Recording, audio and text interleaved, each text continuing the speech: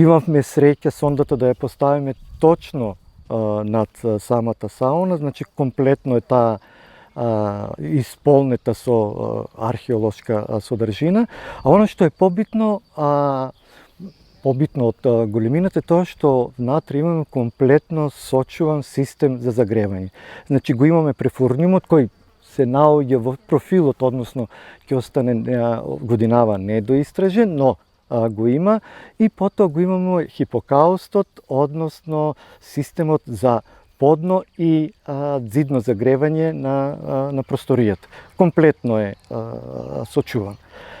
За датацијата се уште не можеме точно да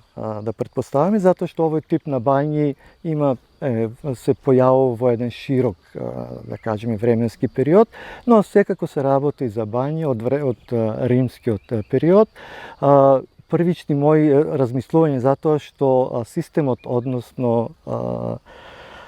висичкиот под и суспензурите се идентични со бањата во Бања Банско, која прецизно е датирана во 3 век. Значи, наша претпоставка е дека се работи за бања од 3 век, кој веројатно екзистира и понатаму, или во некоја временска рамка да ја ставиме некаде во 3 и 6 век, кога претпоставам дека престанала да постои, затоа што во најгорните слоеви од самиот простор кој што го истражувавме, додека не се симнавме на нивото од каде што е зачувана бањата, среќаваме движен археолошки материјал кој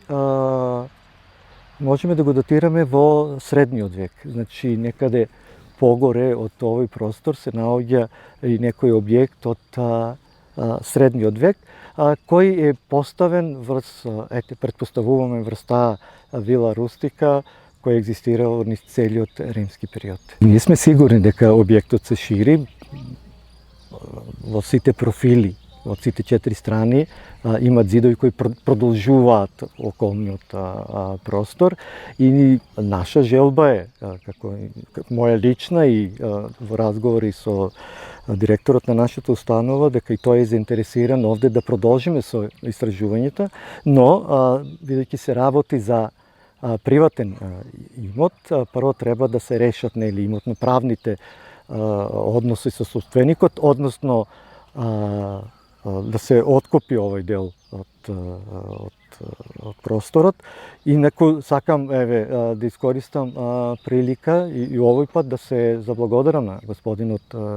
Роберт Митев, кој не само што